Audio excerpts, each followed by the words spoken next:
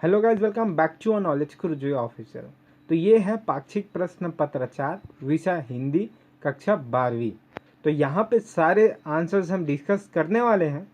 उसके पहले हम आप ऊपर दिखा देते हैं, यहाँ पे एक नंबर आ रहा होगा। तो अगर बच्चों आपके पाक्षिक हो या मासिक हो या जांच परीक्षा हो, कोई भी पेपर का सॉल्यूशन आपको नहीं मिल रहा है, आपको आंसर्स चाहिए उसके, तो आप इस नंबर पे अपना प्रश्न पत्र भेज दीजिएगा। आपको वीडियो के थ्रू 2 से 3 घंटे में उसके आंसर्स प्राप्त हो जाएंगे। तो नंबर आपको ऊपर दिख रहा होगा, और साथ ही साथ आपको कमेंट बॉक्स में हम आपको व्हाट्सएप ग्रुप का लिंक देंगे, जो 10वीं वालों के लिए भी बनाया गया अलग ग्रुप, और 12वीं वालों के लिए भी बनाया गया। तो सारे आंसर्स वहाँ पे भी आते रहेंगे, जो वीडियो डलते होंगे, और सारे 10वीं 12वीं सारे अपडेट एग्ज़ाम्स के हिसाब से वहाँ पे आते रहेंगे। तो जाके आप ज्वाइन जरूर कर लीजिएगा। तो ज़्यादा देर ना करते हुए हम पाक्षिक प्रश्न 1 में चलते हैं, जहाँ पे आपको पहला मिला है सही विकल्प, जहाँ पे पूछा गया है आपको जूझ का अर्थ क्या है। तो यहाँ पे आप पहला देख रहे होंगे सही विकल्प। तो जूझ का अर्थ होता है संघर्ष करना। ठीक है बच्चों, तो ये आपके हो गया। मैं ये जो कलर है उसे चेंज कर देता हूँ। तो ये जूझ का अर्थ यहाँ पे आपको दिख रहा होगा। तो अब आगे बढ़ते हैं जहाँ पे दूसरा है श्री सौंदर्य गेकर अध्यापक थे। ये अध्यापक कौन थे, ऐसा यहाँ पे आपको पूछा गया। तो ये जो थे वो मराठी भाषा के थे, मराठी भाषा के अध्यापक थे। जो ये आंसर्स सारे दिए हैं, ये एक समाचार से आपको चैप्टर से दिए गए हैं और जूझ के चैप्टर से दिए गए हैं। तो सारे आंसर्स हम यहाँ पे डिस्कस कर रहे हैं। तो जो दूसरा आंसर है वो है मराठी भाषा के। अब जो तीसरा है भारत का प्रथम हिंदी समाचार पत्र कौन सा है, तो जो है गा आंसर उदंत मार्तंड। ये जो आपका भारत का हिंदी समाचार पत्र पहला था वो है। अब चौथा जो है वो है लुगाई का अर्थ क्या होता है। तो लुगाई मतलब आपको पता है स्त्री, तो क्या है स्त्री। तो इसके आंसर हम आपको आगे दिखाने वाले भी हैं, तो आपको टेंशन नहीं लेना, पहले आपको यहाँ पे बता रहे हैं। तो यहाँ पे खालिस्तान आता है, जहाँ पे जूझ कहानी का कथानायक कौन है पूछा गया। दूसरा है मंत्री मास्टर खालिस्तान विषय पढ़ाते थे। तीसरा है जूझ कहानी के कथानायक की पढ़ाई खालिस्तान कक्षा से छुड़ा दी गई थी। और चौथा है आनंद के पिता का क्या नाम था। तो सारे हम यहाँ पे डिस्कस कर रहे हैं। तो यहाँ पे इसके सारे आंसर्स हैं यार। जूझ कहानी का जो कथानायक था वो आनंद यादव था। इसका पूरा नाम आनंद रतन यादव था। ठीक है, जो लाल कलर में लिखा हुआ है वो इसके आंसर है, जैसे कि आप यहाँ पे देख रहे हैं, ये आनंद यादव इसके आंसर है। ठीक है बच्चों, आगे चलते हैं। जो है दूसरा मंत्री मास्टर खालिस्तान विषय पढ़ाते थे। तो ये जो मराठी है वो इसका आंसर है। ठीक है बच्चों, आज ये जो है जूझ कहानी के कथानायक की पढ़ाई खालिस्तान कक्षा से छुड़वा दी थी। तो यहाँ पे लिखना भूल गए हैं, तो यहाँ पे आएगा 6वीं कक्षा से। ठीक है, तो अब चौथा जो है वो है आनंदा के पिता। ये जो तीसरा क्वेश्चन है ना, जिसको आप थोड़ा इधर उधर से पता करिएगा और हमें कमेंट बॉक्स में ज़रूर बताइएगा। बाकी A to Z आंसर्स हम आपको सही देंगे। चौथा जो है वो है आनंदा के पिता का खालिस्तान नाम था। तो ये है रतनप्पा। ये वो आनंदा जो थे उसके पिता का नाम था। तो अब आगे बढ़ते हैं, जहाँ पे प्रश्न 2 है, जिसमें पूछा गया है समाचार क्या है। तो हम यहाँ पे आपको दिखा रहे हैं कि समाचार जो है वो नवीनतम घटनाओं और समसामयिक विषयों पर अध्ययनत सूचनाओं को कहते हैं, जिन्हें मुद्रक, प्रसारण, अंतःजल या अन्य माध्यमों की सहायता से आम लोगों यानी पाठकों, दर्शकों और श्रोताओं को पहुंचाया जाता है। समाचार अंग्रेजी शब्द न्यूज़ का हिंदी रूपांतरण है। ठीक है, यहाँ तक आपको समझ आ रहा है बच्चों। मैं आपको यहाँ पे यार पेंसिल से दिखाना चाह रहा हूँ, लेकिन पेंसिल जो है वो यूज़ काम नहीं कर रहा है। तो कोई नहीं, आगे बढ़ते हैं। जहाँ पे पूछा गया है तीसरा में दादा लेखक, ये जो है वो दंता जो है, ये दादा लेखक को खेती के काम में क्यों लगा रखना चाहते थे। तो यहाँ पे जो प्रश्न है वो दादा के जहाँ पिता आना चाहिए। ठीक है, जो इसके पिता थे जूझ के, वो क्यों लगाना चाहते थे। तो यहाँ पे जो है वो है लेखक के जो पिता थे उनका पढ़ाई लिखाई के बारे में रवैया बिल्कुल गलत था। ठीक है बच्चों, तो वास्तव में लेखक का पिता अपने स्वार्थ के लिए अपने बेटे को नहीं पढ़ाना चाहता था, क्योंकि उसे पता था कि यदि उसका बेटा स्कूल जाने लगा तो ऐश करने के लिए उसके पास समय नहीं रहेगा। तो जो इसके पिता थे वो बहुत ज़्यादा ऐश करते थे, मतलब पीना खाना आप करते थे, सारी चीज़ें वो करते रहते थे। तो वो नहीं हो पाएगा, इस वजह से उसे पढ़ाना नहीं चाहते थे। अब चलते हैं जहाँ पे चौथा क्वेश्चन है, वो है समाचार लेखन में उल्टा पिरामिड शैली किसे कहते हैं। तो यहाँ पे उसके आंसर्स आपको दिख रहे हैं। उल्टा पिरामिड सिद्धांत समाचार लेखन या बुनियादी सिद्धांत है। यह समाचार लेखन का सबसे सरल, उपयोगी और व्यवहारिक सिद्धांत है। तो यहाँ पे इसके आंसर्स आपको दिख रहा होगा। तो समाचार लेखन का यह सिद्धांत तथा यह कहानी लेखन की प्रक्रिया की ठीक उलट है।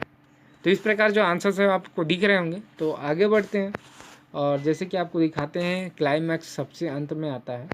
तो उल्टा पिरामिड इसलिए कहा जाता है क्योंकि इसमें सबसे महत्वपूर्ण तथ्य या सूचना पिरामिड के निचले हिस्से में नहीं होती है और इस शैली में पिरामिड को उल्टा कर दिया जाता है, इसलिए इसे।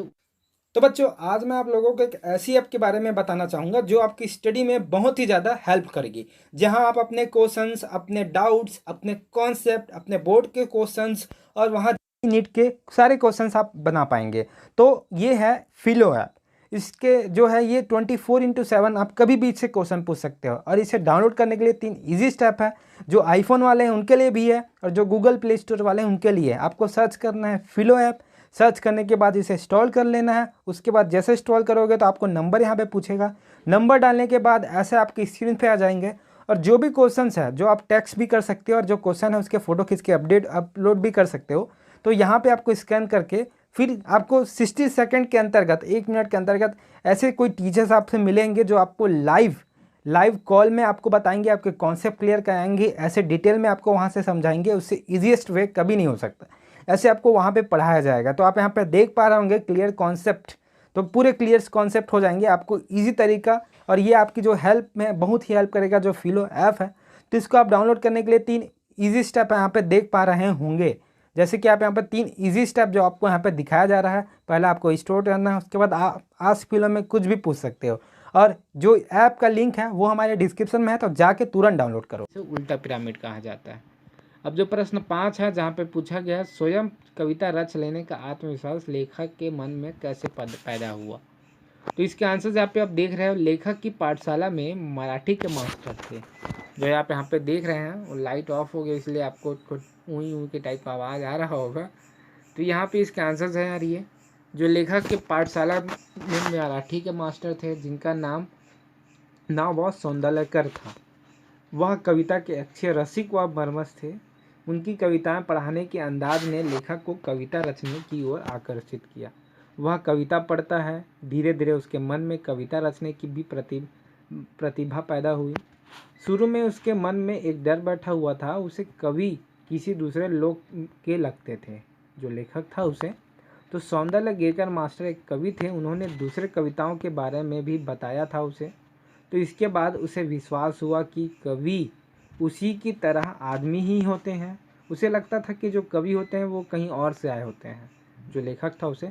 लेकिन यह विश्वास पैदा होने के बाद ही उसके मन में स्वयं कविता रच लेने का आत्मविश्वास पैदा हुआ और वह अपने आसपास के वातावरण से जुड़ी चीज़ों पर तुक बंदी भी करने लगा।